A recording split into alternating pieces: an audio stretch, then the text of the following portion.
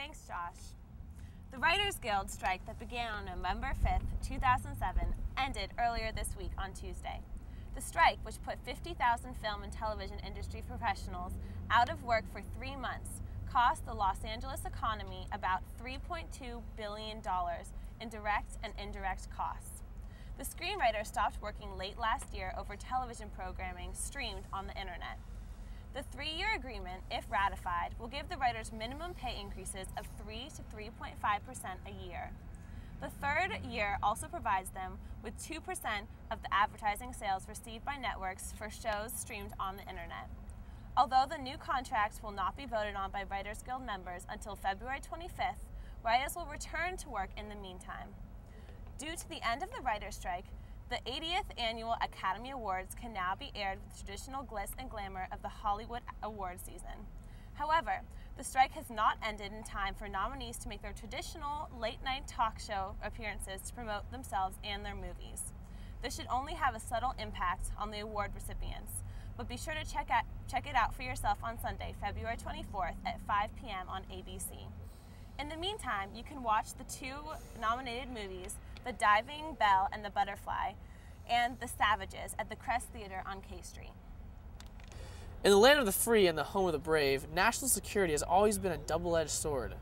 For the safety of our citizens, sometimes domestic privacy must be undermined, as in the argument in the recent telecom surveillance measures being discussed by the Senate. The issue is a Republican-supported measure that gives immunity to telecommunication companies who share their customers' information with the government. The companies who provide telephone and data service to millions of Americans have extensive files on each customer which document who that customer has been in communication with. Though it remains illegal for government agencies to eavesdrop on phone calls, this measure maintains that it is legal for a telecommunications company to share private data with the government, a fact that many Americans and the Democratic Party find startling and is against constitutional rights. Approximately 40 lawsuits have been raised against telecom companies for sharing personal data with government agencies, but now such cases will be void due to the immunity granted by this measure. He can tell you how to bend like Beckham, dunk like Shaq, or roid it like Barry Bonds, but he won't tell you how he does such a superb job of it. So here's Caden. You'll just have to watch and see how he does sports. Good evening, sports fans. I'm Caden Pfeiffer, and I'll be your guide through the wonderful world of sports for the rest of the week. And what a week it will be. Everything from the NBA All-Star Game, Slam Dunk Contest, and three-point shootout, to NASCAR's Daytona 500, and even some tidbits about Roger Clemens' steroid investigation. Juicy. In recent NBA trade talks, the Dallas Mavericks and the New Jersey Nets had worked out a deal that would send point guard extraordinaire Jason Kidd to the Mavs, in exchange for Devin Harris, Jerry Stackhouse, Descana Diop, and Devin George. Sound like a good trade to you? Well, it didn't to Devin George, who exercised his no-trade clause, putting an end to the deal.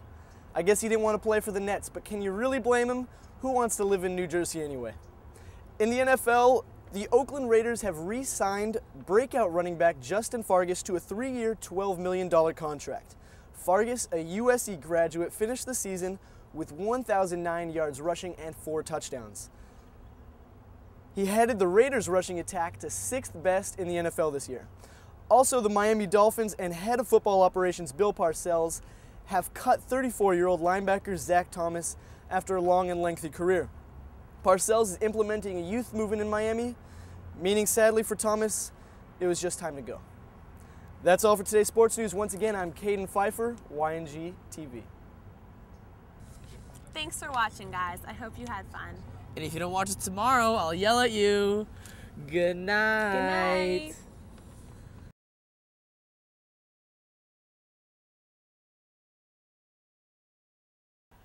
This just in. At 3 p.m. in DeKalb, Illinois, a man dressed in black opened fire in a lecture hall at Northern Illinois University. He has critically injured 22 people, and so far, 5 people are dead. He committed suicide shortly after the shooting. The shooter was not a student at NIU. Tune in tomorrow for more on this story.